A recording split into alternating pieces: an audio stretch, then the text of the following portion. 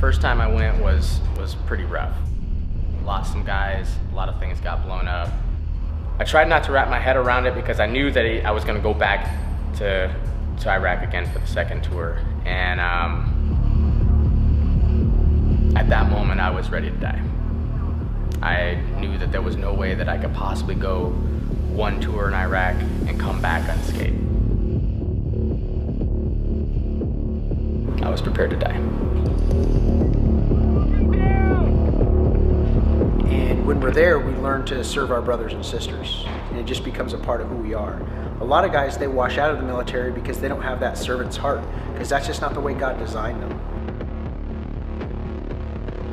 I said all my goodbyes that last time and I went, and it literally felt like that last tour I was in prison in my mind.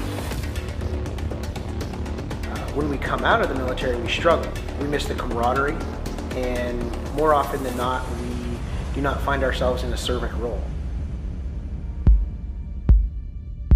So Operation Restore Hope is a way that I can help my brothers and sisters who are struggling with the effects of war, or just struggling to fit back in to society after they've been in the military. Oh man, honestly, when I was in the military, I was a lot of things, and none of them were good. You know, I was a killer, I was a soldier, I cared about no one. The amount of thinking back on deployment, the hatred I felt for people was unparalleled. I never thought that would be me. And I had to give up so much of myself to be able to do my job and do it effectively, to be able to take care of people. I thought I'd never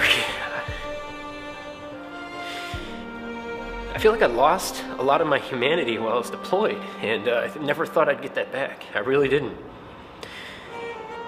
And I think that's the biggest change that happened down there, being a missionary. It gave me that back, something I never thought I would find again.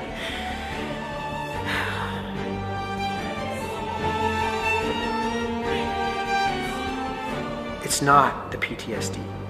It's the feeling that we don't make a difference anymore and that our life doesn't have value. That's why guys commit suicide. So Operation Restore Hope is a program that I was introduced to and was asked to come along and to build a house in 2 days in Mexico for a family that didn't have a house. The special thing about this one was that we took a group of veterans to go and do the build. Yeah, like, I'll tell you, man, I didn't want to go. I don't like flying on planes. I don't like going to foreign countries. I did enough of that in the military. The night before we went, I prayed that Jesus would come back so I wouldn't have to go.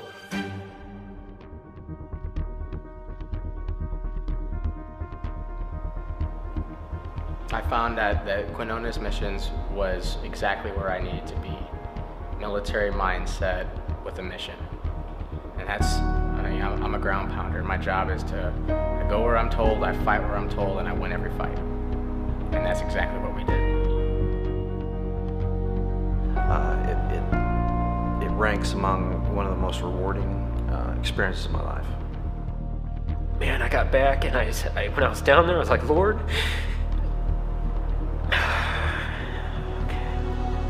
I said, God, I want to give myself to you fully.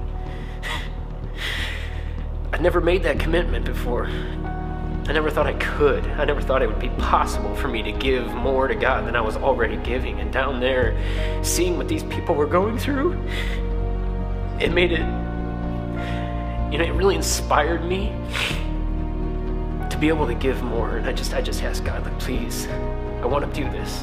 I want to be able to give so much more of myself than I am now. And it was through that mission trip that I was able to do it, and it really inspired me. I had all these plans for all this money that I think I'm going to be coming upon. I'm going to put it here, I'm going to buy this, and now I'm like, man, I'm going to build like 8 homes with this money.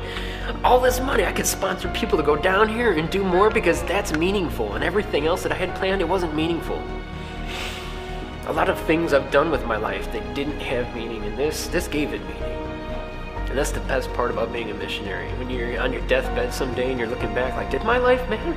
Yeah, yes it did.